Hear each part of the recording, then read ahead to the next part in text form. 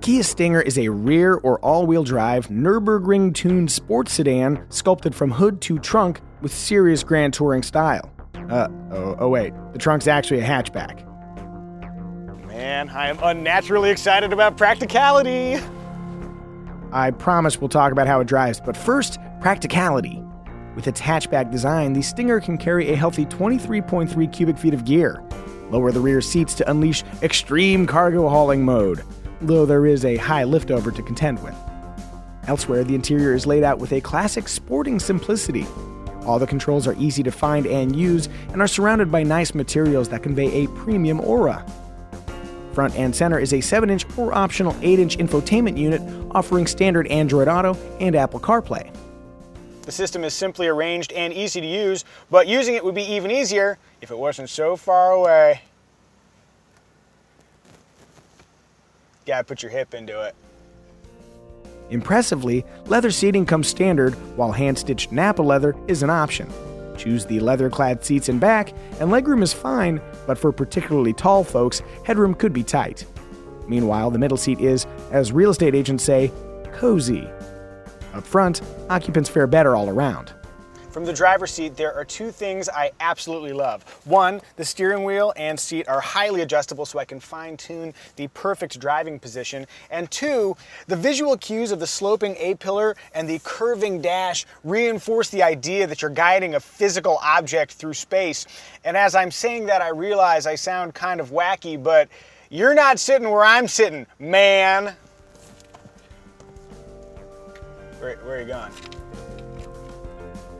Aim your head over your right shoulder, and you'll notice a thick C-pillar that easily justifies the optional blind spot warning system. Where propulsion is concerned, you've got two turbocharged choices, each partnered with a smartly calibrated 8-speed automatic transmission. The base 2-liter 4-cylinder delivers enough thrust for sub-6-second 0 to 60 runs, but the 3.3-liter V6 is smoother, can hit 60 in less than 5 seconds, and it has the moxie to match the chassis' primo handling. Those handling traits occupy a happy zone between stability and agility.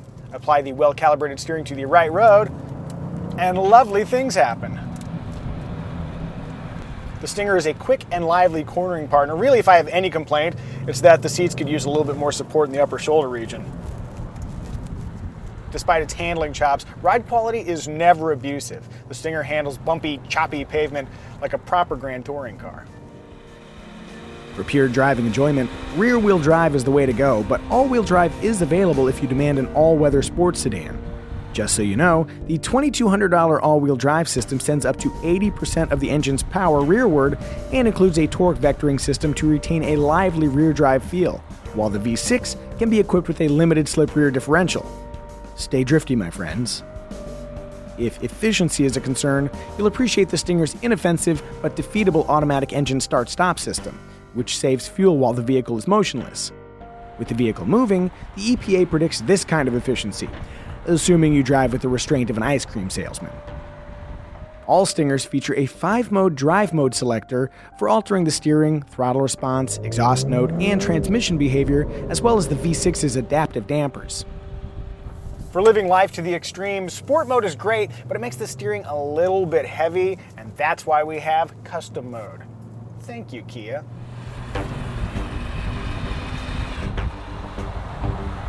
Even in cheapest, roughly $33,000 guys, the Kia Stinger includes fancy features like heated front seats, dual-zone climate control, front and rear parking sensors, a backup camera, 7 airbags including a driver's knee airbag, and passive entry with push-button start. Step up to the V6, dubbed the Stinger GT, and the base price increases to around $39,000. That premium buys a notable bump in power, but you also get aluminum pedals, variable ratio steering with a flat bottom steering wheel, adaptive dampers, Brembo brakes, launch control, and a 180-mile-an-hour speedometer, though to exploit that last feature, you'll need a long, desolate road, the smarts to disable the 167-mile-per-hour governor, and maybe diplomatic immunity. Added cost features include ventilated front seats, a heated steering wheel, a 16-way driver's seat, navigation, Harman Kardon premium audio, a hands-free trunk, and advanced driver aids like forward collision warning with pedestrian detection, lane departure warning, lane keeping assist, rear cross-traffic alert, a head-up display, and dynamic cruise control with stop-and-go abilities. Defining the Stinger's competitive set is tricky. It's not exactly a luxury car, but where looks and performance are concerned, the Stinger GT V6 is an intriguing value compared to cars like the Audi S5 Sportback and BMW 4 Series Gran Coupe. If that Kia badge gives you pause, then treat the Stinger like a mainstream sports sedan with upscale flair. Viewed thusly, the 4-cylinder Stinger compares favorably to the similarly priced 4-cylinder Acura TLX and the original 4-door sports car, the Nissan Maxima. There are plenty of ways to parse the competition, but however you slice it, Kia has created something special. To me, the Stinger succeeds because it combines the performance and style of a sports sedan with the value of a Kia and the utility of a hatchback. Basically, the Stinger takes automotive fun and justification for that fun and blends them both into an alluring package. And I think it's brilliant.